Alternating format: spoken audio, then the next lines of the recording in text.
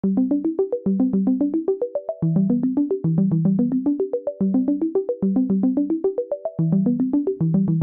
and welcome to episode 166 of the Colby Cast, your place for community and conversation about pop culture and storytelling. Westeros and the galaxy far, far away collide in this episode, and Caleb and Luke are here to talk with me about it. So, hello, Caleb. Hello. Hello there, Luke. Hi. So like I said, we are going to talk about Westeros and the galaxy far, far away, and what that means is the Acolyte episodes 4 and 5, and House of the Dragon season 2 episode 2. So we're going to get into all kinds of details, but first we have some really, really good news, because we've been talking about this in the last few episodes, and I just wanted to share my overjoyed enthusiasm and relief about the fact that the Florida Panthers are your 2024 Stanley Cup champs. And more important than that, that means that the Edmonton Oilers have lost, did not win the Stanley Cup. And I'm so happy about that. How about you guys? The good guys won. The bad guys lost. The Darth Vader is dead. Everybody's gonna go celebrate on Hoth. Or not on Hoth, on Endor. We're all gonna have a party. It's gonna be great. The good guys won, the bad guys lost. Evil is dead. At least until next season. For the next few months, the evil Edmonton Oilers have been put away. They are no longer a threat. Caleb, your thoughts?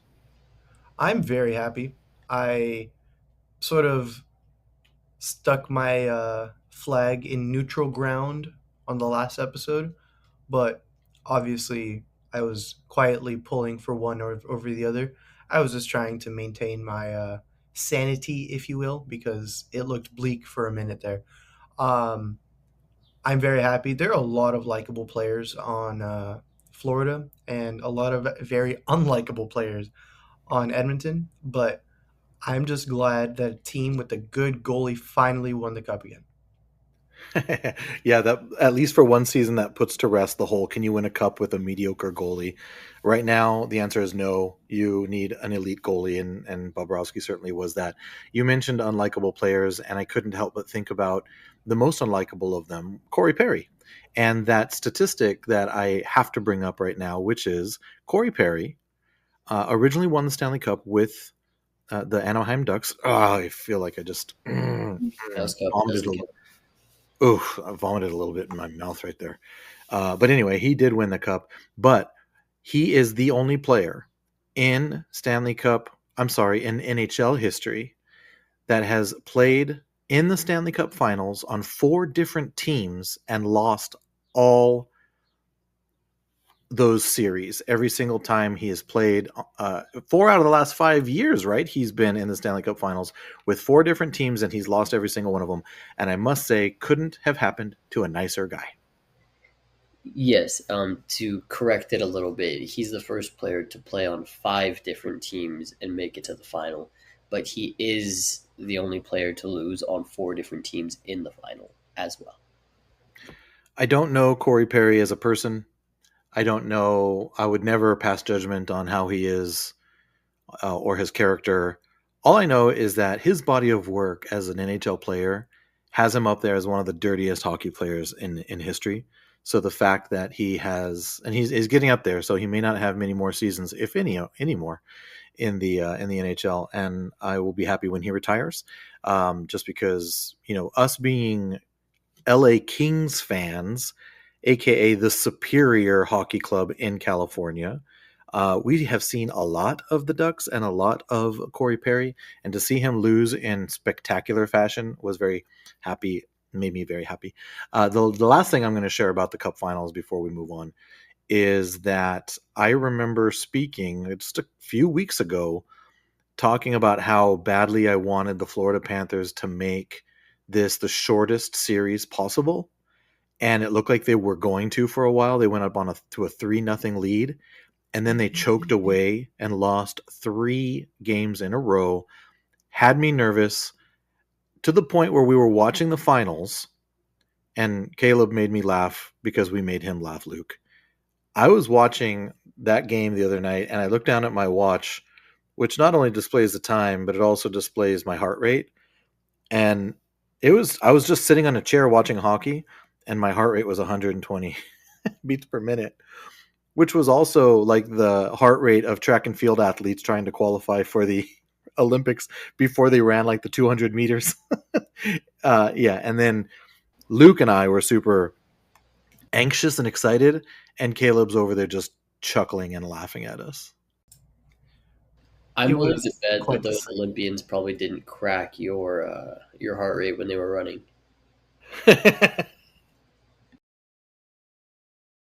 Yeah, it was quite the sight to see you and mom and Luke just starting to like as the time wind down, just seeing you guys like get closer and closer and closer to the TV. I'm just sitting there, I was like, should I have taken a picture of this? Because you guys are so invested in a team that isn't even like the team we root for. Exactly. I mean, I have to tell you this too. Like, I'm texting back and forth with friend of the show, Ross Hollowman. Other friend of the show, Greg McLaughlin, is texting our group chat with a picture of him watching the game, saying that he could feel my anxiety from Illinois, like we're 2,000 miles away. And Ross and I are chit chatting, and at the end, Ross wasn't too happy that Florida won just because he's a Caps fan and they're in the East, so it's a different dynamic. But I said to Ross at the end of the night, I go, good, now I can go back to not caring about the Florida Panthers. I don't care about the Panthers.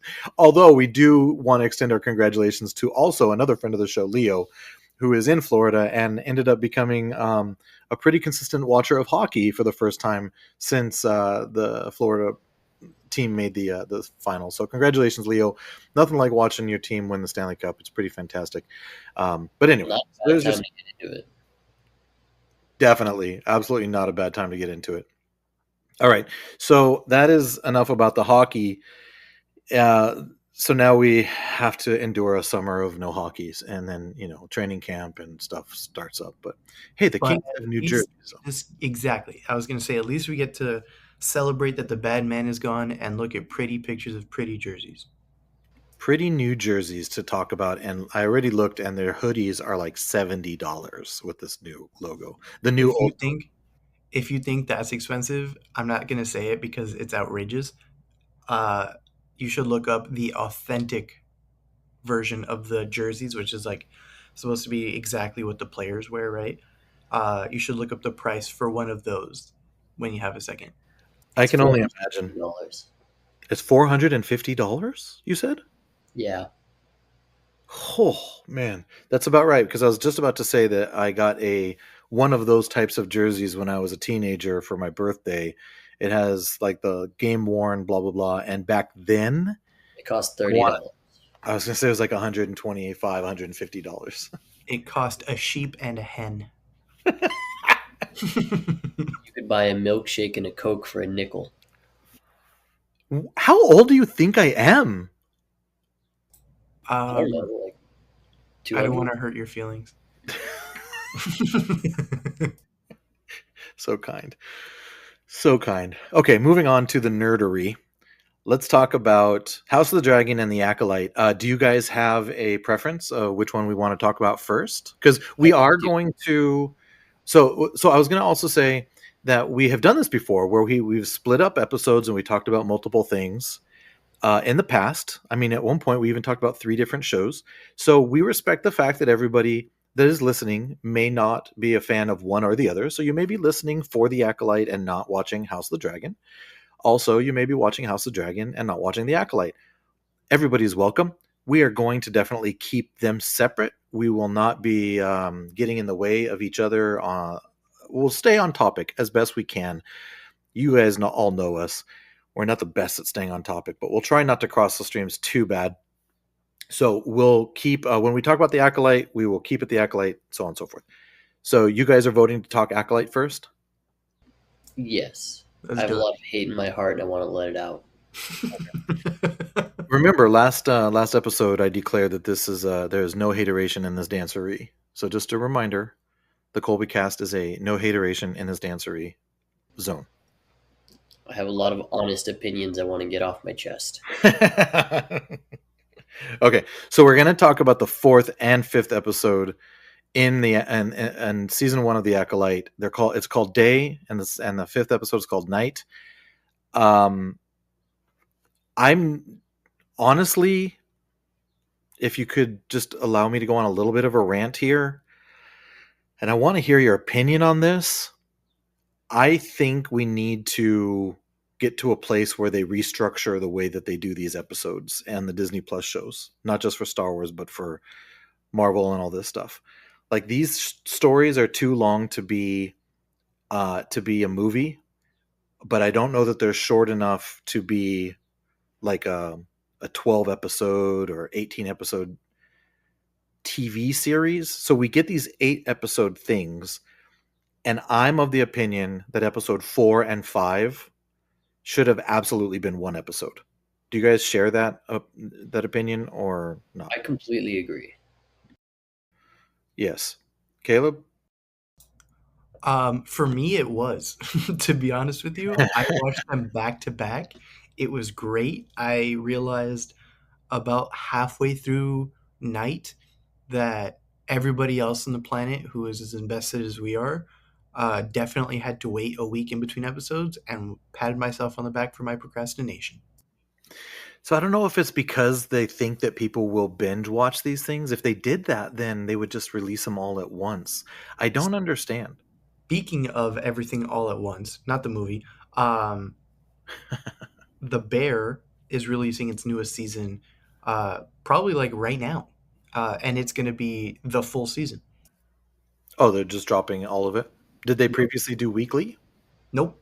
I think Oh. every drop has been a full season, if I remember. I also got on that late because I watched one and two in a span of like a day, just absolutely binging it. I probably looked like the guy from Toy Story, just covered in Cheetos. Cheeto dust. Yep. I have a much longer. Oh, go ahead, Luke. Why are kitchens and chefs always so mean? That's a really good question. Are there I any know some chefs out there that could tell us that? they're probably hungry and can't eat the food because they have to serve it. That's my theory. They're always yelling at each other. Like it does not seem stressful in real But life. that show is so good. I'm so excited. You have no idea. I barely have time to watch The Acolyte and House of the Dragon, so and K dramas, of course. I have to get my healthy dose of K dramas too. So I'm not sure I'm going to have time to watch The Bear, but hey, maybe. Hey, I watched the first episode of Fallout because you were bullying me to do so, and But wasn't that like a month and a half ago? you know, don't judge me. Don't judge me. I'm a busy person. Where are your priorities? You're not in classes. You don't have to go to campus. You should be using all your time to catch up on everything that I want you to watch. What I need is a jack in the back of my head, like the Matrix, and then I can just lay down, and then they can download all the seasons of The Bear, and I can look at the camera and say, "I watched The Bear." What is that voice? That was That's Neo saying, "I know kung fu." yeah. Oh my god. Even I knew that, and that movie came out like 6 years ago.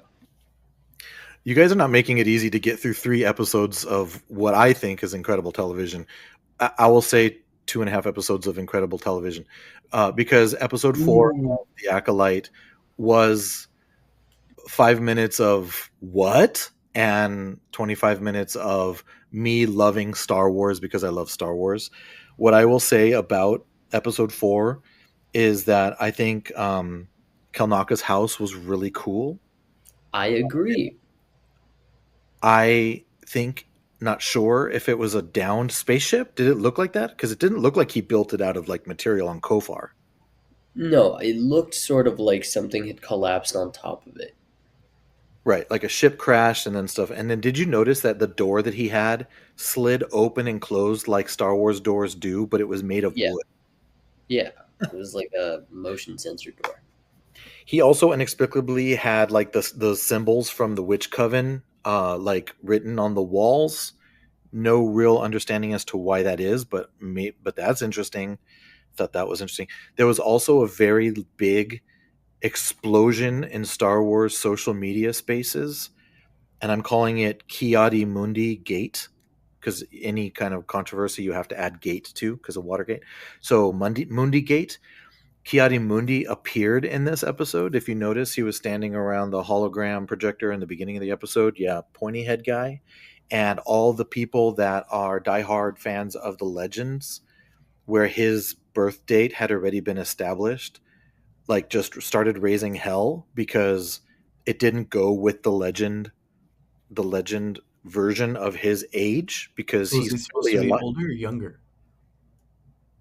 Um, younger. I don't believe he was supposed to have been born yet in this time period of the Acolyte, Oh. It's his because cousin. it's his cousin. No, and they literally had people looking at the credits and like looking for the character name, and it does confirm it's Kiadi Mundi. Um, but the fact is that Legends don't count anymore. I'm sorry, Legends fans. Some of you are very reasonable to this fact. It's not new anymore. Some people are not so reasonable with this, but they now established Kiadi Mundi was alive 100 years before Phantom Menace. So that was Kiadi Mundi Gate. I thought Basil was really cool. They have a Funko Pop of Basil, the little, I don't know what he is, but He he looks like a honey badger does or look like a like a beaver. badger. He was kind of an idiot. He's a weird dude. Yeah. Is he a dude? I don't know, but he's a weird dude. I thought that was a funny way that that OSHA brought Basil up. It's like, is he or it with us? They. They said, "Is he or they with us?" And then at one point she called him the Basil, and then Yord is just like, "His name is Basil." Oh my gosh, there's so much to get to.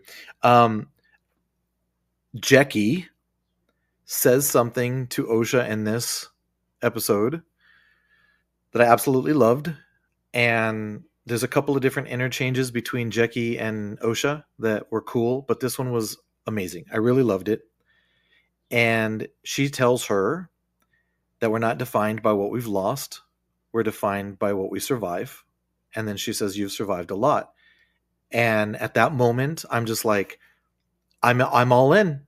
I'm all in on Jackie. She was one of my favorites already anyway, but she immediately zoomed to stratospheric levels with that. And then episode 5 happens, but we'll get to that. So, um, again, lots of walking and talking in this setting up for episode 5. And then at the last minute, we see Kanaka is dead, which I was bummed about. And then the stranger Sith guy comes down and just trucks everybody. And then the episode is over. What did you guys think about this episode? Anything to add? Anything you'd like to say about it before we get on to the episode that actually mattered? I think you put it perfectly. I think at the point where the episode ended, I knew everything that was going to happen in the next episode. Oh, well, really? All Dude, but like a couple like, things. what tipped you off to all this information? Just absolute sheer genius. You are a smart guy. Or maybe, just maybe, it Muted. was lazy writing. Muted. Oh, he's going back. He's playing the writing card again. Lazy. So speaking of writing, doesn't have to do with writing, but the actor for Soul, whose name is Lee Jong Jay. Jae, Yeah.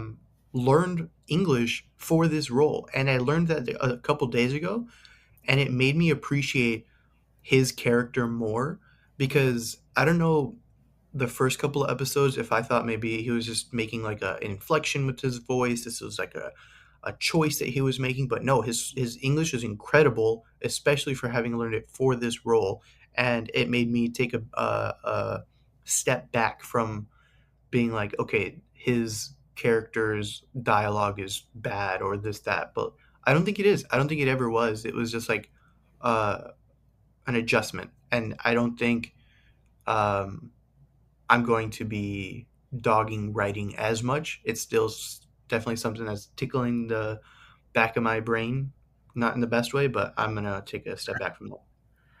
I think it's remarkable that Lee Jung Jae learned the language for this role, and I agree with you. I think his delivery of his lines are remarkable because you can you can copy words, right? Like I can try really hard to say things in another language, but it's not going to sound authentic. And he's making it sound authentic. I think he's been um, for me, he's been like the all star of the show so far. I like Master Soul. I'm not sure if, and I'm not sure what we have in store, what they have in store for us with that character. But I can tell you that Lee Jung Jae has been absolutely killing it in the role. So, uh, yeah, I agree with you. That is an incredibly fun fact. I agree with that. I think he's been awesome. Um, he is not why I bring up the writing because like the whole like you said it was a lot of talking and walking and I felt like the walking was the best part of it.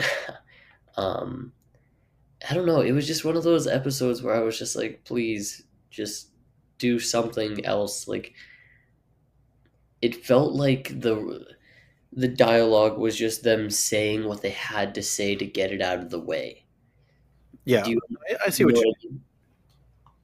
Like everybody knew where the plot was going to go, everybody knew what was going to happen, and they were just like, yeah, we're going to get there, just give me a second, I need to get this out. And it sort of felt like a waste of time considering everybody, it felt like everybody knew where it was going to go because it was a pretty straightforward storyline at that point. I want to be very clear that I'm a fan of this show. I like this show. I've enjoyed the experience of watching this show, but I can tell you that after this episode, I I have this long detailed rant that I could go on, but I'm not going to go on it. I will just give you a taste of it. And I alluded to it with the whole episode structure and everything, and I want to know your guys' opinion, and then we're going to move on from episode 4. The first episode was 43 minutes. This is including credits, okay? So really trim off like 5 minutes off of these numbers. Episode 1 was 43 minutes. Episode 2 was 39 minutes. Episode 3 was 44. 4 was 35, and 5 was 35. All right. If you basically like restructure these episodes, and I don't get paid to do this, so take my opinion with a grain of salt. But my question is, if you restructure these episodes to give us some longer episodes, but fewer episodes, would you rather have seen like a 5 episode season with, I don't know, 1 hour long episodes rather than like the short 35 or 30-minute ones that we just got, or the previous one, which was like 39 minutes? Because up to this point right now, if you add the runtime for all these episodes, you get 3 hours, and we have 3 episodes left. Yeah, I agree with you. I think there was of that what you would say probably like 32 or like no probably like 25 to 27 minutes in episode 4 of actual like non-credits of the actual show. Right. You could have trimmed half of that at least, honestly. And episode 5 I think you would have to keep the majority of, but even if you trimmed off 8 minutes of the episode 4 and just put the rest on episode 5, that feels like one complete episode. So the question to me is like, do I want my 2 months of weekly Star Wars, or do I want 3 weeks or 4 weeks of blow your mind episodes that they've restructured? Like, I'm thinking of the flashback episode. People either like that or don't like that. You could probably structure those flashbacks into the first 4 episodes, make them longer, and then have the payoff in the 5th episode, or you combine the 4th and 5th. Because Caleb, like you, I watched the 4th and 5th episode back to back. Just I'd already seen both, but I wanted to see how they played back to back, and they're much better when you watch them in one sitting than when you have to wait a week. So I don't know. Am I crazy, or Caleb? What do you think? Luke, he has given his opinion.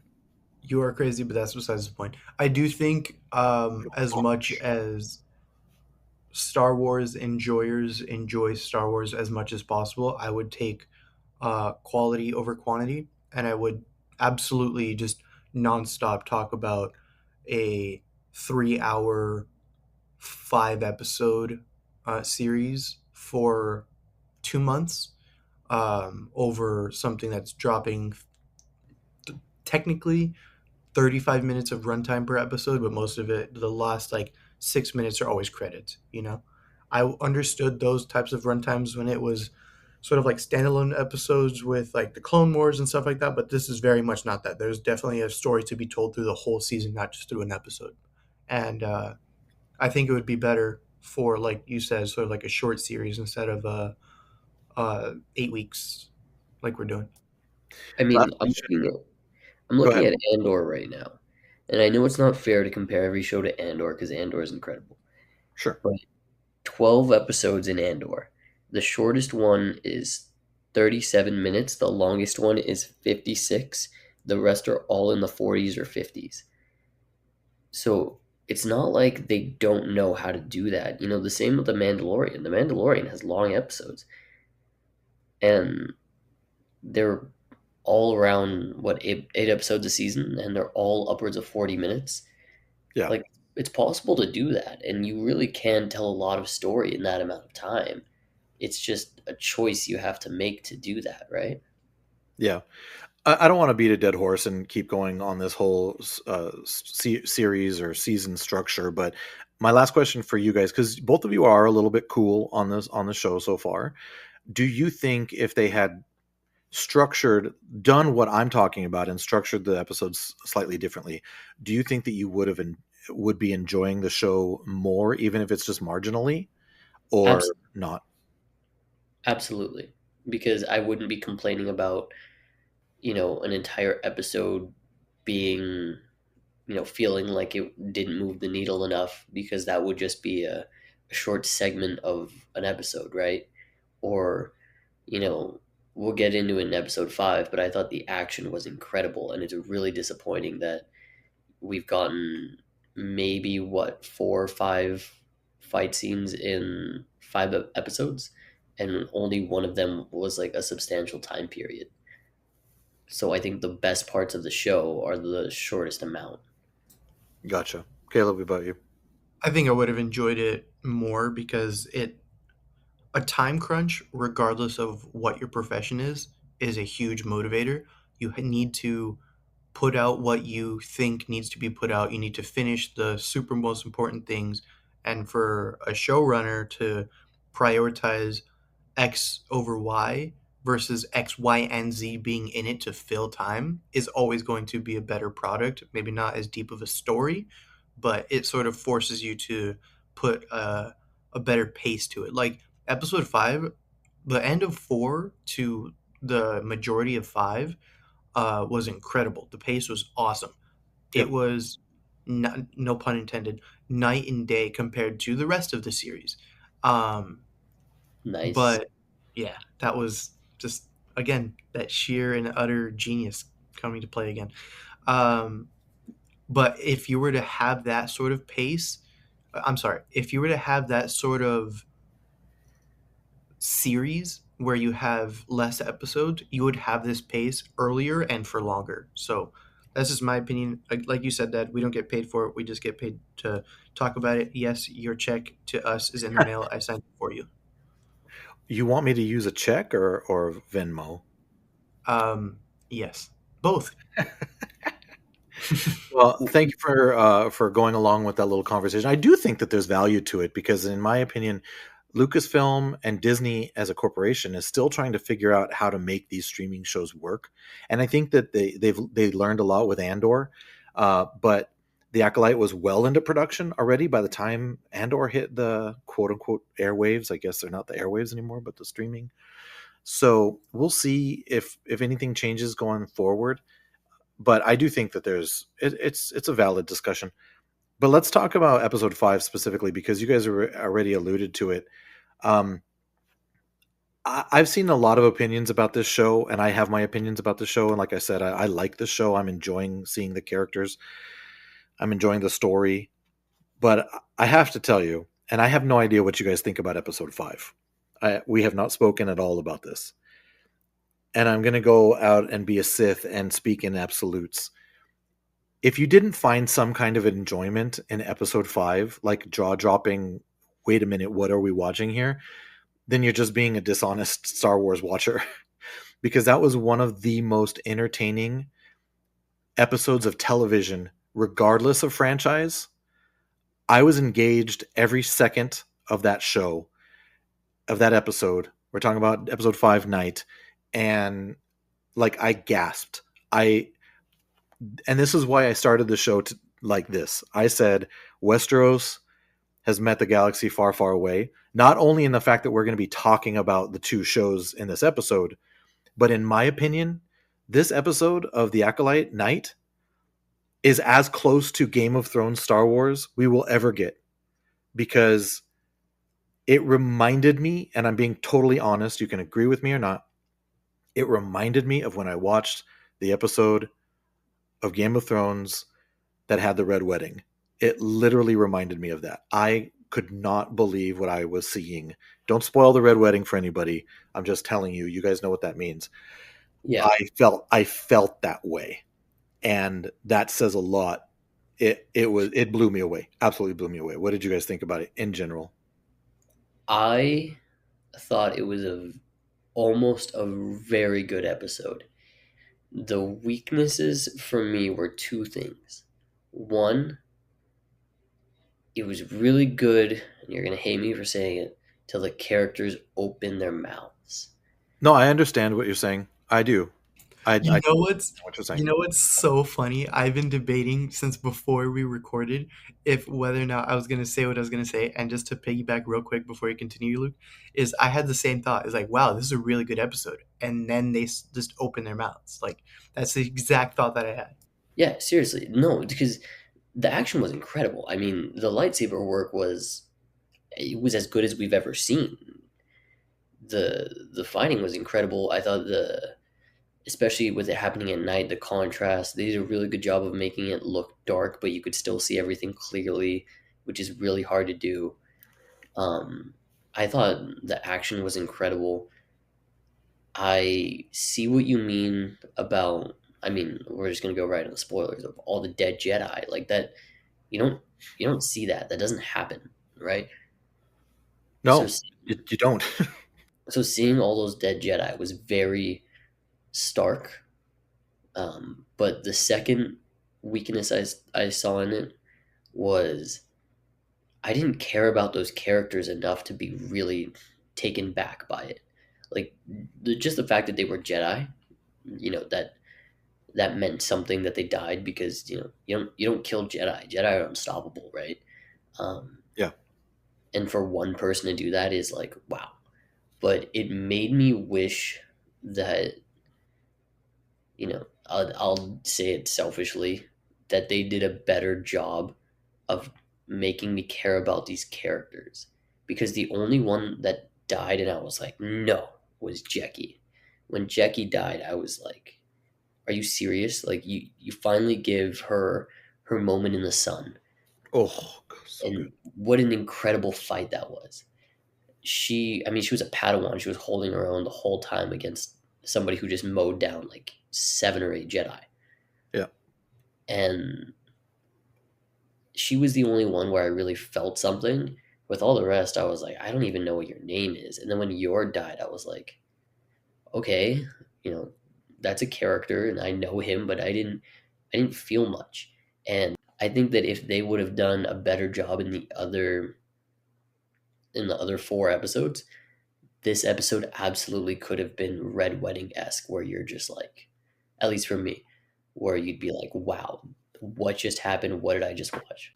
I see what you mean. I felt similarly to Yord because Yord was to me sort of like an annoying character. I didn't like to see him die. The way he died was very jarring because you don't see that ever. You see, like you saw behind a tree. Um, I don't even know. Do we know the Sith's name? Straight. Do they mention it? No, right? There's no official name.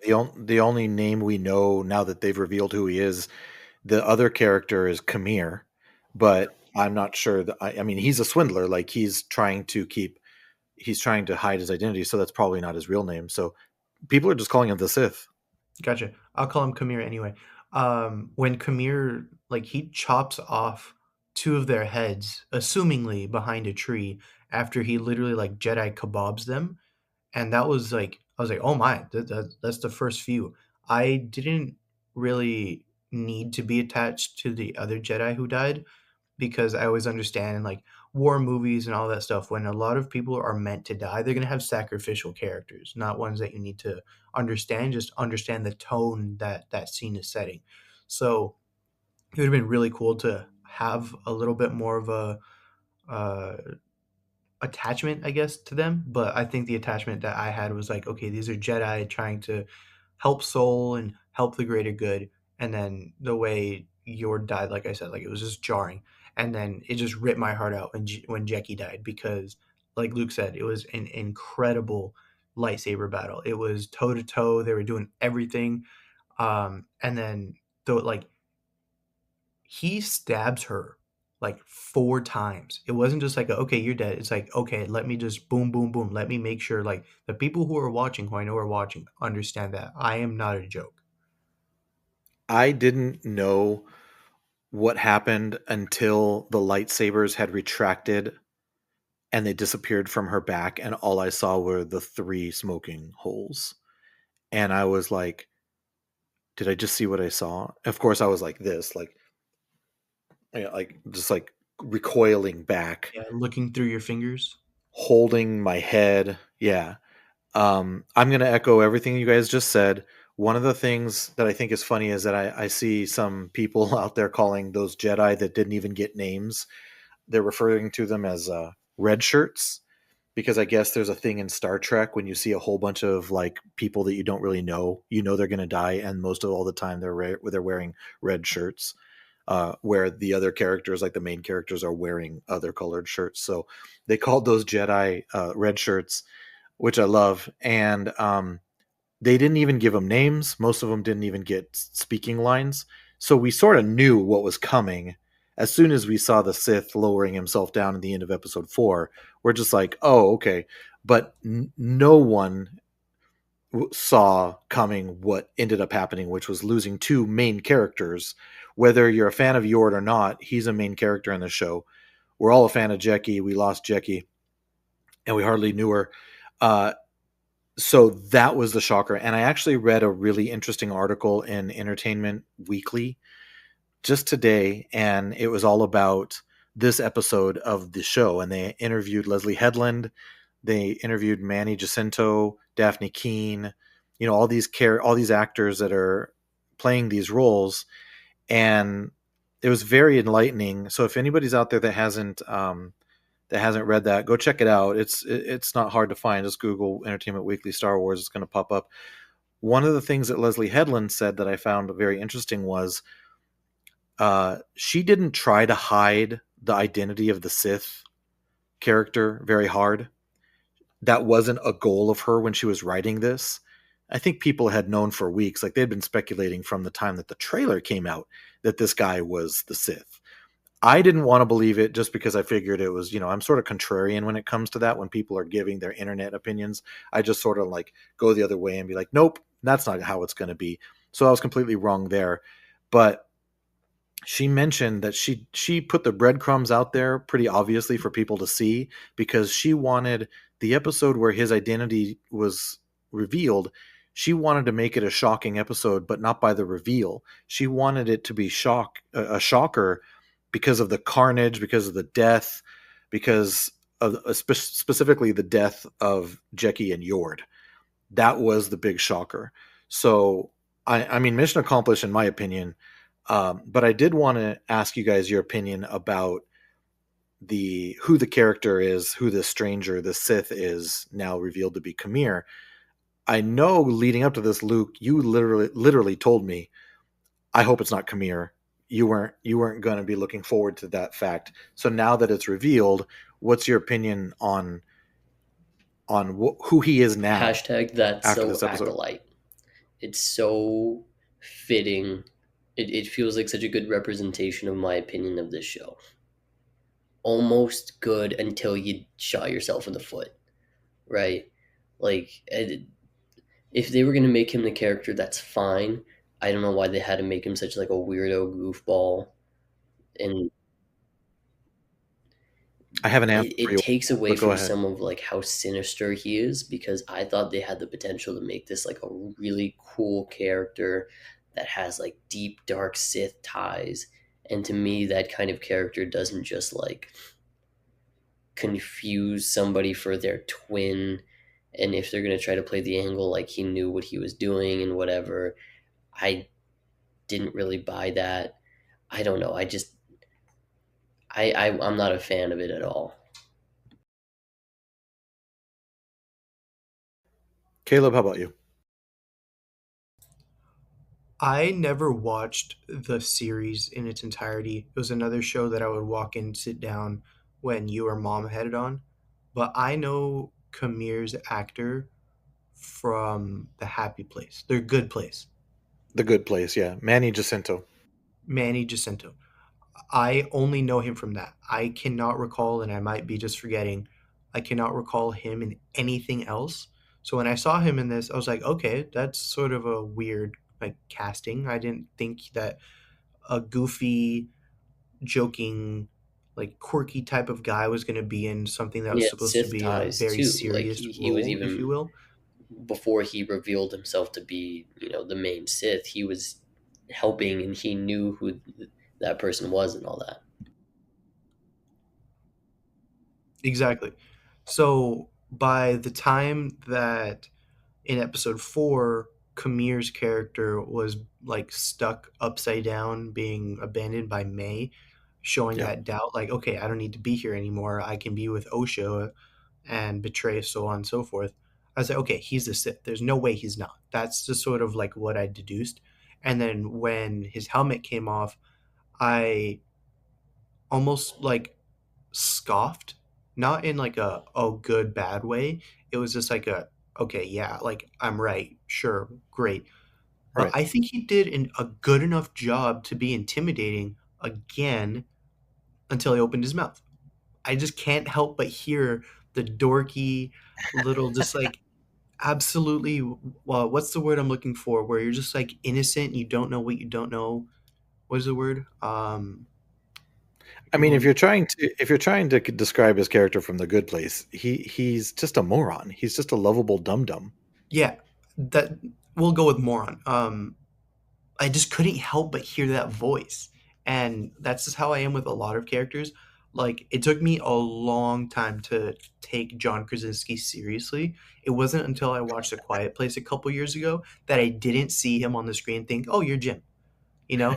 And that's credit to an excellent actor and just an iconic character.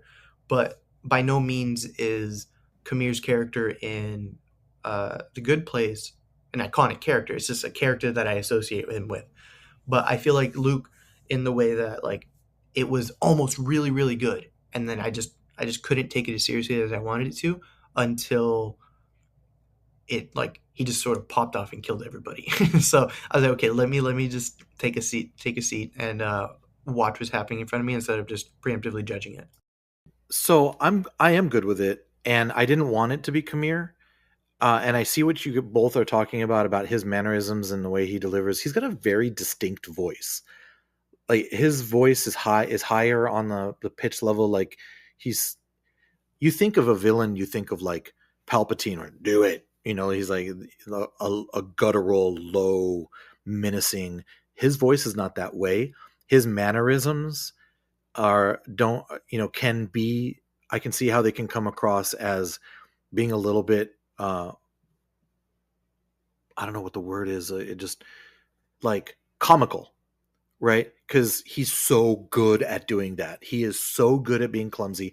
He's so good at delivering one-liners that are like, "Oh my gosh, how are you so dumb?" That's how you think of his character sometimes in The Good Place. But again, I'm going to reference the article that I read. He'd never even auditioned for this part. Leslie Headland went and asked him if he would do this, And it was not because of The Good Place. It was because of another show that she watched and he was in. And I'm sorry I didn't write down the name of it, but you can look it up in the article. I guess, was menacing in this other show, and she saw him and said, "This is my guy. This is the guy I want to play this character." Now, the jury is still out. We'll see what it turns into. But some of the things, Luke, you mentioned how you didn't really understand, like, why is he acting the way he's acting? They addressed this in the article. Leslie Headland said that she based this character on a character called Drunken Cat in a 1966 Hong Kong martial arts film, which is called Come Drink With Me. And this character is like a martial arts master, but he walks around pretending to be a fall down drunk. And nobody ever suspects him of being like this heroic martial arts master. It made me think of another movie that you guys might be more familiar with that came out when you were younger. It came out in 2008 called The Forbidden Kingdom, and Jackie Chan and Jet Li were in it. I don't know if you guys remember this or not. It's a cool movie. Jet Li sort of plays like he's called the Monkey King, and he looks like half monkey and half man, and it's a martial arts movie. Jackie Chan is also a martial arts master, but he plays a drunk. And his fighting style looks like he's just falling around, hitting people on accident, but he's this master at martial arts. So what she was going for was he's doing all this to keep people off his scent, and she wanted to flip it on its side, meaning he's not a hero, he's a villain, but he's doing this like this Drunken Cat character or Jackie Chan's character in The Forbidden Kingdom, where he's making people think, oh, he's just this lovable loser that keeps falling over things, when he's actually like this deadly Sith. I don't know if he's what you want to call him, but he's a very deadly Sith. So I I have the quote here of why he was cast. If you want me to read it. Um, so she says, "I watched the 9 Perfect Strangers during the pandemic, and when he Yeah, first there came it on is. That's it. screen, I was like, who is this guy? How do I know him? And then I was like, oh my God, that's Manny Jacinto. What the F? So seeing the dichotomy of him being able to do two ends of the spectrum, I felt a lot of confidence in him. Thanks for looking that up, because yeah, that's exactly what I'm talking about. Luke? I get if you're gonna do that, but when you have like sort of an alter ego that's mysterious and stuff like that, I don't think it fits. Like, could Batman be Batman if Bruce Wayne was an idiot? Mm. You Well, know? I see what you're saying, because of the dynamic of, like, you play this lovable loser and you turn out to be a hero, and how it's probably an easier progression for people to buy into than if you're a Yeah. lovable loser and a It villain. doesn't work to be scary for me. Like Peter Parker is kind of a lovable idiot, but he's not scary. Well, until he puts on his suit, and then he's scary when he needs to be. Yeah, but it's different, you know? Scary to villains, not scary to the audience. But I see what you mean. And that's the thing, is it's a decision, it's a choice. I like the choice.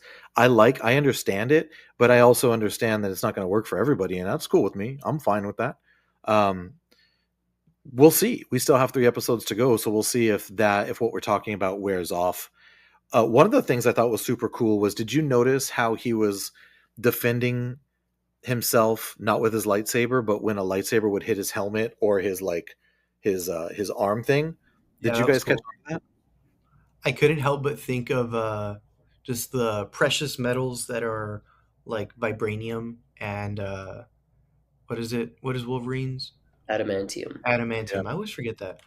Um, but I was like, what would the Star Wars version be that's not like Beskar? Maybe it's Beskar. So I have an answer for you, because that's how I do things. It's called cortosis. It's a Ah, metal that, when energy, whether it's a blaster or a lightsaber, when the energy interacts with it, it sort of turns itself back on itself, so that when a lightsaber blade hits it, it turns the lightsaber's energy back on itself and it shorts itself out for a short time. That's why that's they kind were of able. rad. It is rad, right? Yeah, I Um, like it now. I hated how the lightsabers kept turning off mid-fight. That's what I was gonna say too. Is I was like, okay, you that was cool the first time. This is the 14th. Are you kidding me? Yeah, Now it I makes mean sense. But that tell and me, 15 different knees getting sliced. I think two knees were sliced. Yeah, but still, like, You know who I think Manny Jacinto could play perfectly based off of the person he is in my head? Who? Sokka. When I yeah, think of an actor, I think he would be perfect. he he would they be already got a live action Sokka in the Netflix show. they already have a live action Sokka on the Netflix show, and he's I doing a haven't fun. haven't seen it. Just hasn't happened. You still haven't watched that? I can't believe you. Anyway, Nope. Father. I honestly did not expect us to talk about the Acolyte this long, and I do want to get to House of the Dragon because House of the Dragon. I have to tell you that if you look at episode 5 of the Acolyte and episode 2 of House of the Dragon, these are two of the best episodes of TV, and we got them in the same week within days of each other. And I was so excited knowing that we were going to talk all about it. So I do want to get to House of the Dragon. Cortosis was really the last thing I wanted to share. Also, I saw some guy on TikTok. Yes, I have a TikTok now because you stole my phone and made up a TikTok for me, Caleb. So thanks. Don't You're expect welcome. anything. Don't expect Colbycast fans. Don't expect anything on TikTok. I don't know how it works. All I know is how to scroll through videos. So, some dude referred to the Sith as Smilo Ren. I like It's it. because it's got a little smile, like it's his thing. His helmet looks like a smile. I will not Anyway, accept any So slander. That helmet terrifying. was sick. the helmet is sick, and it gives me Knights of Ren vibes big time. So I don't know if this is like a Knights of Ren thing. One thing Hmm. that they did, I think it was 2 times in this episode. It's very subtle. They played Kylo Ren's theme in the episode. Did I Oh, they? heard it. Yes, I heard it twice. I don't think if you gave me 6 different audio clips that I'm not necessarily the most familiar with and told me one of them was Kylo Ren's theme, I don't think I could tell you. You would hear it. You would know it if you heard it. It's Okay. very present and very prevalent in the sequel trilogy. But yeah, they did play it in a couple different places. So, all right. Any final thoughts on the Acolyte before we move on to House of the Dragon? No thoughts. Head empty. no Luke? good thoughts. No good thoughts. All right. So, thus ends our discussion on the Acolyte. So, if you have not watched House of the Dragon, episode 2, which is called Rhaenyra the Cruel, stop it here. Go watch that, or just go ahead and stop it here. And thanks for listening. If you're just listening for the Acolyte talk, but here we go with the House of the Dragon. Rhaenyra the Cruel. Spoilers for all things Game of Thrones, most likely, except for the books because we haven't read them. Um, this episode blew my mind. The pace of this episode was deliberate, was slow, it was tense. There's some like legitimately quiet stretches where there's just all you hear is like the ambient noise of the character around them. There's no dialogue. I felt like from the beginning of this episode, the stakes in this series, they're just increasing with the tension, like with every passing moment. We start to see like a separation between young and old, and it's at the end of the episode, but don't even get me started right now on the Eric versus Eric fight, because holy smokes. I will go out on a limb and say, now that I have watched the Game of Thrones, this may be one of the top episodes in Westeros, whether it's Game of Thrones or House of the Dragon. I think that episode was that good. It was really incredible. The performances, all of it, especially shockingly Otto Hightower. Like I was like, man, this guy. What did you guys think about this episode? I liked it. I was not as high on it as you were. I thought it was a good episode, but I wouldn't go out and say it was one of the best episodes in that we've seen from Game of Thrones or House of the Dragon. I thought to be the writing stickler again, the writing was awesome as usual, but we've come to expect that. Um, I think you just need to stop watching things and just read everything. You know, I was thinking that because I watched Blade Runner 2049 today. Oh, And how's if you that? have not watched that, incredible movie. Oh, is the Um, writing good? I was thinking while I was watching, I need to stop watching stuff with such good writing because it's ruining other shows for me. Um, Blade Runner was actually a silent movie. It was just action. yeah, yeah. I'm gonna start watching movies with the audio off and just subtitles. Um, but yeah, I mean, it was a really good episode. I thought that Egon to me stole the show. I thought Yeah. his performance was the best of anybody, and everybody had a great episode. But Egon, I loved seeing him so deranged, and you put it on the Colby Cast Instagram, him breaking his dad's Lego set. That was hilarious. Um, but I loved seeing that side of him because it made me remember in the first season when he runs away and they're trying to find him and he's like, I don't want to be king, I don't want to be king, and they force him to. Now he's here and this is like his worst nightmare where now all the pressure's on him and he actually has to make decisions and he hates that. And he's terrible at it. He's absolutely Oh, terrible at it. he's the worst, and that's I love it. I love it. I have to admit that I was really thrilled at the validation right now, knowing that Luke actually follows the Colby Cast on Instagram. I'm so impressed. I feel like a success. Caleb, how'd you like it? Well, you actually, Luke can back me up on this. You stole all our phones and made us follow you. Look, I mean, my Instagram is not something to behold. My Twitter, though, if my Twitter followed you, that would mean something. Oh, Caleb, so how did you like the episode? I thought it was really good. I will never, ever, ever, Get ever, back together.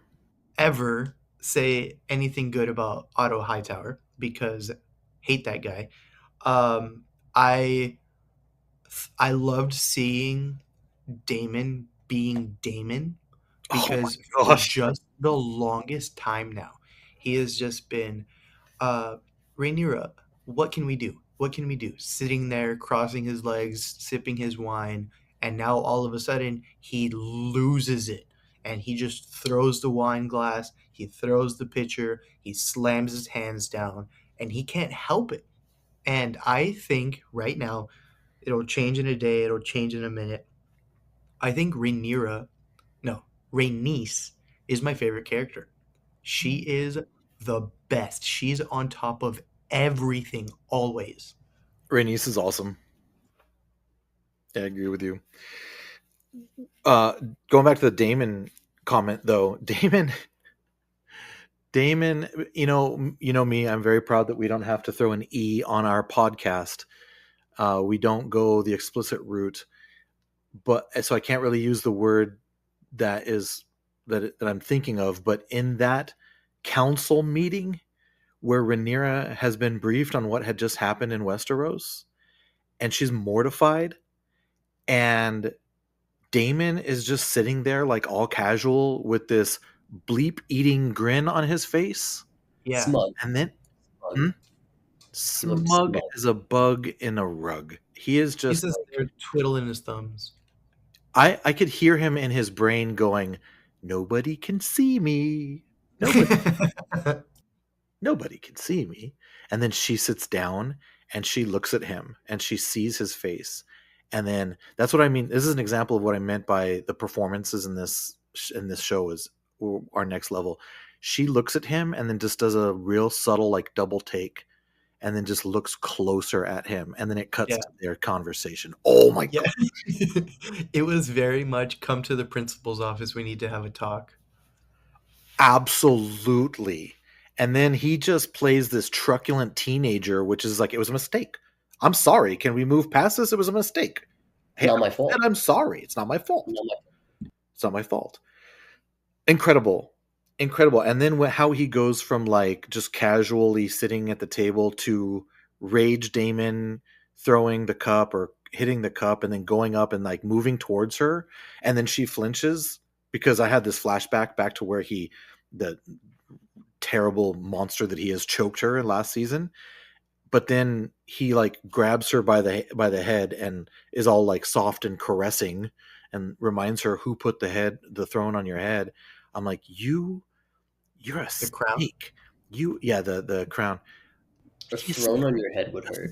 What did I say? You What did I- said the throne. The throne. Yeah, literally a throne on her head. Um, series is over. The Iron Throne was placed on her head.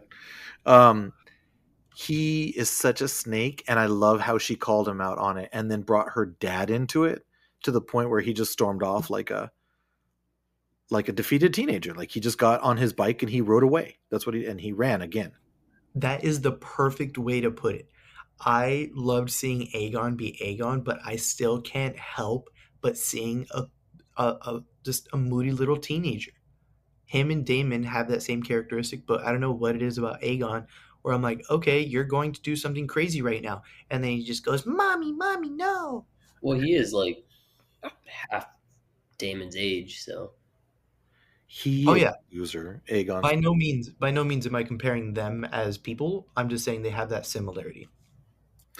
Um, Switching to Aegon, another incredible performance because even though Aegon is a loser, the man that plays him, one of you can look up his name, he did a phenomenal job. Like when he asked Kristen Cole, "Where were you when my son was being murdered?"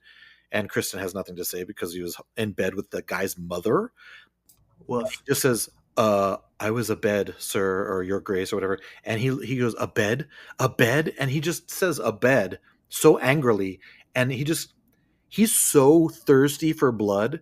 That's all he wants. Aegon just wants to like send the dragons and start flaming people. And Otto is just there like, you have to wait. You have to wait. You have to wait.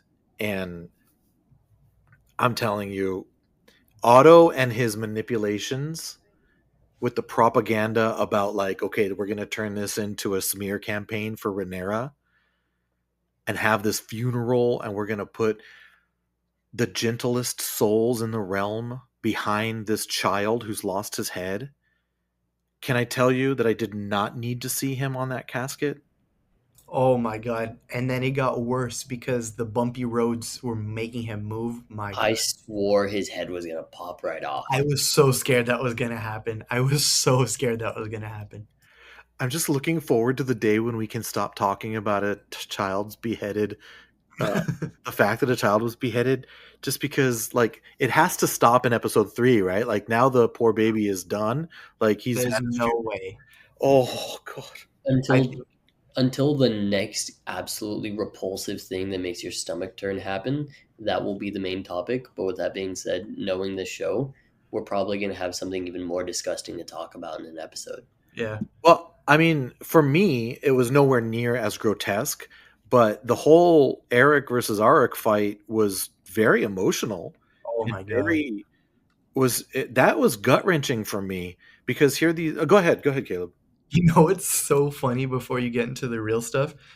I watched this episode with Britt, and they talked about Sir Eric, and I go, okay, cool. What audibly I was like, what's his brother's name again? She's like, oh, I don't remember. So I look it up, and it's as like when I finally got around to looking it up, it was as they were confronting each other, and I go, his name is Eric, and she goes, what? And then Eric looks at Eric and goes, brother, just like that. I was like, that wasn't going to answer it either. I was like, this is a who's on first bit right now.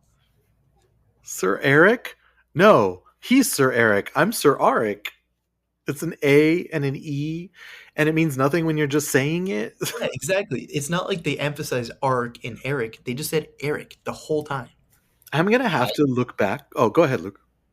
I keep thinking back because I just finished my rewatch of Game of Thrones, and I keep thinking back to the Mountain and the Hound, Gregor and Sandor Clegane, because they're Mm, brothers too, and they're not twins, but yeah. their relationship is vastly different. And the writers of Westeros love to pit families against each other, particularly siblings. Oh yeah.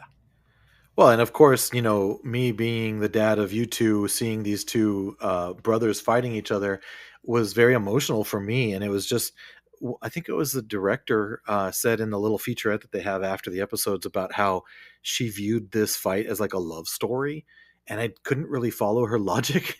Although I Yeah, knew she had, her logic was beyond mine, is what I'm trying to say. Just because I couldn't follow it doesn't mean anything beyond I just couldn't follow it. But I do see her the love she's talking about. But these two people are so devoted to duty that their exactly. sense of duty outweighed their love for each other, and I found it just to be tragic. And as I was watching it for the second time, I heard Obi-Wan say to Anakin, "You were my brother. I love you. I loved you." And then of course Anakin says, "I hate you." But in this sense, Obi-Wan would say, "I love you, Anakin," and then Anakin would say, "I love you too," back to him, and then they just stab each other. Yeah, it would be "I love you too," gurgle, gurgle, gurgle, gurgle on blood.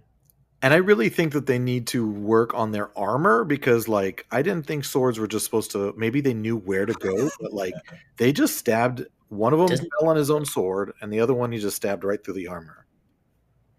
Yeah, it doesn't do anything. It's useless. It's just there for looks. It looks great. It Yeah, really looks great. Yeah, so that was just you know what that did? It also served as another reason for me to increase my absolute disdain for Sir Kristen Cole, yep. because that guy is the biggest POS. Again, no E on our podcast, but he is such a loser. Yeah, he projected so hard because he was getting a little pressure from mommy, and if you, I'm calling what's her name? Alicent? Allison mommy, because that's sort of like the relationship they have. They just do other explicit things. Um, she was getting pressure and then decided to project it onto Eric. I can say either. I love the fact that I don't have to remember two names. It's one name to me. Um, but man, that was rough. I will tell you that I am, as tragic as that fight was, just to go back forward for a second, I'm a little relieved, because taking notes on this show with twin brothers named Eric and Eric is not easy. One of these days I want to find my notes for season 1 when they introduced those two characters, and I think I wrote something like, "What is wrong with this show and their names? Why do they have to keep giving us these kinds of names?" I have Yeah, Aegon and Daemon and Aemon and Viserys and Viserys and Eric. Rhaenyra and Rhaenys. Oh, and you can add one more to the list, because did you know that Alicent has another son named Daeron? What? Yeah, Auto name drops him in the Oh last yeah. scene when they're talking about like where he's gonna go. He's just like, "Oh, I'm gonna go to Old Town because you have a son there, and Daeron will be more open to listening than anybody else." And I'm like, "Wait, what? Did what?" They never showed him in the first season, but he's there. Speaking of Allison's kid, we've already gone over Aegon. Can we talk about how weird Daemon is? Aemond? Or Aemond, yes. Yeah, he has a throne on his head. What? That's just because I said that Damon put the throne on Rhaenyra's head. Anyway, so many names, very Yeah, confusing. Yes, and talk to me about Aemond. You're talking about like in the brothel, right? yeah, That was weird. so weird. I mean, He needs to mix in like a turkey leg. He is too. um, I looked at Brit looks when like a we were turkey leg watching it. after you finished it. What? He looks like a turkey leg after you finished it. Go ahead, Caleb. Uh, this is not necessarily for this audience because you guys aren't the biggest fans of it. But when he's laid down and they have like the aerial view Yeah. of Aemond, he looks like Voldemort dying. I'll show you the picture after, but to me, it was exactly like that, and that's what I told Britt too. Maybe that's a reference to Harry Potter. But go ahead, Luke. Talk to us about Aemond. I mean, it's so fitting though because when you look back to the character he was when he lost his eye, oh, that is hard to look at. Oh, that's a Uh, dead Voldemort. That's so gross. that's hard to look at. It's very I'm so cool. But glad we don't. This is one of the moments I'm glad we don't have a video podcast. um, I was thinking back to him being like, "Oh, poor me, I don't have a dragon," and they put the wings on a pig. And poor me. It's very fitting that he ends up being a total weirdo. Like, not only does he have issues in the sense of like, he just wants to go to war and burn everything down, kill everybody, but he's also just like in private a total weirdo.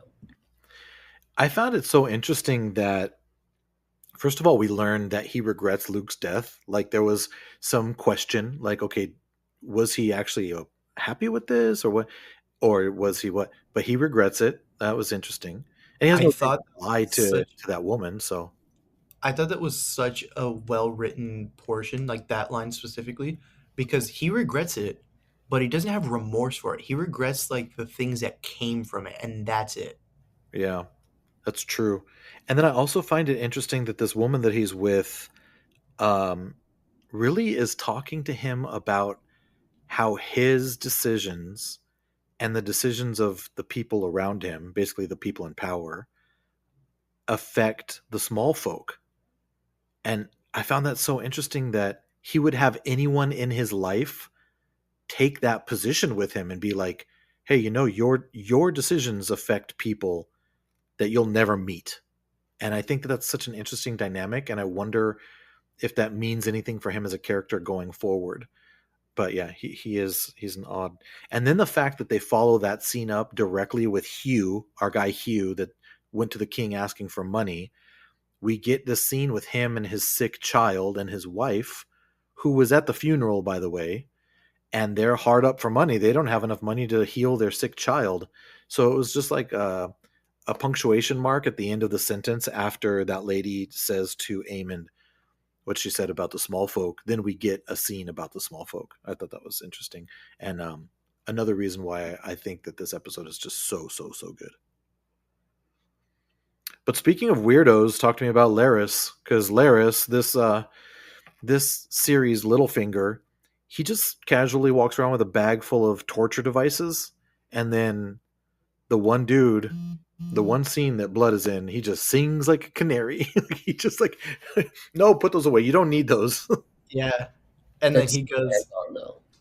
Huh? That's so Egon of him to just be like, of all the torture devices, I'm just gonna club you in the head. Yeah.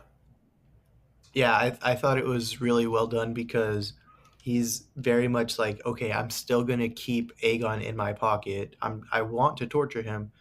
I'm scaring him. Got the information we need, and you still get to do whatever you want to do to him. So yeah, he had his FaceTime there as well. And then I love how he just sort of like casually walks in the beginning of the episode when Aegon is having his hissy fit and throwing things. He just sort of like casually walks in and is just like, and it was right when Aegon was about to turn on Alicent. Did you notice that? He starts to direct his wrath at Alicent, and Laris had been standing there, and he's just like, "Excuse me, Your Grace. We found the guy that killed your kid. He had his head in a bag, like Yeah, stopped in his tracks." I think that was very much a choice of timing because it's clear that he has an end game for himself where he wants to be either in a position of power or he wants something out of this. Yeah. And he's been exploiting Alicent for a while now, um, for feet, which is just so weird of Oof, him. such Um, a weirdo. but I know he has no issue with tearing families apart. I mean, look what he did to his dad and his brother, right? Yep. But he uh, he didn't want to tear them apart yet, and I think that I'm not sure what his end game is yet. I don't know if it's like a Littlefinger thing where he wants to be on the throne or whatever. But I definitely think that when it suits him, he will tear the family apart. And I don't think it's going to be through Alicent. I think it's going to be through him and Aemond. Aemond or Aegon? Between Aemond and Aegon. Well, I see. I think that because he's already in Aegon's ear, he had already planted the whole thing about the hand. Otto was your father's hand, and then boom, look at that was in episode 1 of season 2. And then this one, what happens? Aegon just fires his grandfather the hand and says, "Give it to Kristen Cole." So now he even said, "You were my father's hand." So clearly Aegon is already being manipulated by Laris. And I think you're right. Laris doesn't want to be in front of people. He just wants to pull the strings in the background and make other people do what he wants them to do. And it's already working. Yeah, I agree. I just think the only like Aemon and Aegon don't have a problem with each other yet. I think now they're on the same page about what they want to do, and everybody else except for Kristen Cole seems to be against what Aegon wants to do. So I think that splitting those two up is the next step for him. It's an interesting move. Yeah. And I could see that because Aegon, he's already referred to Aemond as like someone that's on his side. I think he Calls referred. him a loyal dog. Mhm. Um, let's. Well, I wanted to ask you guys. We sort of talked about Damon and Rhaenyra already, but I had a question. I should have thrown it there, but we're going to circle back to that. Do you guys think that Damon helps Rhaenyra's cause or hurts it? I don't know. I go back and forth. Caleb, why don't you go so I can think about it a little more? He hurts it. He's only self-serving. He's going to do whatever she wants as long as it serves his interest. And like we saw, it did not this time. And look where we are. We don't know where he is. We don't know where he's going. He's not going to help. And Rhaenyra even looks at Damon's daughter and goes, "He's gonna like ride his own wave. We know what he's gonna do. Like, we're good." Luke, go ahead and keep thinking if you want, because I will say politically and in public image or strategically, I think he hurts her cause, but his dragon and his ability as a warrior, he's probably the most potent weapon she has in her arsenal. Absolutely, that So in was that the thing I was way, gonna say. I think he helps. But that, I don't know. I guess when push comes to shove, we'll see. Luke, were you able to process that? I agree with everything you're saying. And to add to that, what you just said a little bit about him being like her best warrior, um, I think it's more than just his physical attributes. I think that she doesn't really have the stomach for war. I mean, she's never Mhm. really done that. I don't think she's ever killed anybody, you know? And she came from a peaceful man. Her father was a peaceful person. Father was known as the most peaceful ruler, everything like that. So she doesn't really have the stomach for it, while he does. She So also even counseled restraint when everything was going sideways, and he wanted to just go right in. He's just like Aegon in that sense, where he just wants blood. yeah, and while his is far too much to one side, I think hers is far too little. And I think that while she doesn't have the she's not as eager to go to war. I think him being so bloodthirsty will sort of get her to where she needs to go, especially with Aegon being so bloodthirsty already. And, you know, if she's just going to sit back and watch and wait while her enemies, get more powerful and stronger and want to hurt her even more, then I think it's going to be bad for her. So I think in that sense that Damon helps her. But having somebody you're so close with and have so much authority and not being able to trust them, that definitely hurts. Yeah, and that's what makes him such a captivating character because depending on what Damon we get in what episode, he's a snake or he's a he's a savior, right? Um, Last thing I have, and it's really just an excuse to talk about the scene that these two women are in. But I'll lead it off with a question: is this the last that we see of the White Worm, Massaria? Absolutely not. Luke, what do you think? I don't think this is the last we see ever either, They, because go ahead, go ahead. they made a point of being like, okay, we're gonna go by our word, and we're gonna have you escorted by this person right here. And then he sees Eric, she had just seen Eric in the room with Rhaenyra, and goes, wait.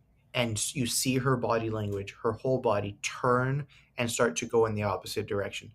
There's no way she doesn't do something more to help Rhaenyra by like it's the same reason I can only think of Danny and I hate it when Jon Snow calls her Danny. What's her name? Daenerys? Daenerys. Um Daenerys Daenerys frees Stormborn all of from these House people. Targaryen, Breaker of Chains, Mother of Dragons, Commander of the Unsullied. Oh, yes, you could go on for another 5 minutes Yeah. and finish up. It's the same reason that everybody that she frees loves her. She gives them the option of freedom. Yeah. And now she has her freedom and now she's going to use it. And I do think it's going to be in the benefit of Rhaenyra. And the reason, and we don't get to see after she turns and tells her escort, she says, a moment.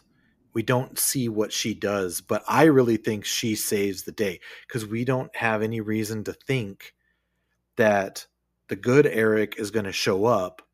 Although we see him walking through the halls, I think somehow she got word to him that Eric was in, or how else would Eric have known to go to Rhaenyra's chambers? That wasn't his watch. He wasn't supposed to be there. He had been dismissed. He You had know, been dismissed. they had just spoken. There was no reason for him to go back, especially like, she was going to bed. It's not like anybody was going to come find her for a meeting. She was going to sleep. And she had the guy that guards her door at night. He was already there. He's in his post because the other Eric showed up and dismissed him. That's how he got in. But the good Exactly. Eric ends up. So I think Masseria saved the day in that sense. But the the reason I even bring up the that dynamic is the scene with Rhaenyra and Massaria, which I thought was absolutely captivating. Just like I thought the Otto and Alicent scene was, and the Aegon and Otto and Kristen Cole was. There were just these scenes where these performers were on their A game, and Rhaenyra and Massaria were absolutely on their A game. Um, Rhaenyra wants to know who she is, where she's come from, how does she know Daemon, how is she complicit in this plan that Daemon was executing, and then at one point Massaria looks at her and says, "Oh, you remember me," because she mentioned something about how he was going to marry her, or when he runs off, that's what he does, or something. And then Rhaenyra realizes who she is and that she has this past with Daemon. Of course, I'm sure Daemon, she probably knew about this person, just didn't know it was her. And here's the queen of a kingdom and this prisoner. At this point, she's a prisoner. She tells her story about how she came from nothing and worked her way up, and all she wanted was the recognition or the respect from these men. And then she realized she's never going to have that no matter what she does. But these two women are in such different positions, but I felt like there was a respect there between the two of them. And I just felt like that was, if you wanted to clip this scene and put it out there for like why the show is so good, that's one of those scenes that you do that with. And then the thing that really, it took me a while to understand what she was talking about, was the last thing that Rhaenyra says to her in this scene, which was, "How did you get that scar?" First of all, I didn't even know what scar she's talking about, but it's a scar around her neck.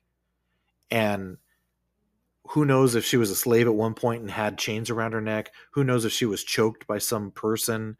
I mean, the way that she just ends the conversation on that was like, oh my gosh, Rhaenyra, you are a boss, an absolute boss. But I loved the dynamic between these two characters. So, any thoughts on that before we call it a night here?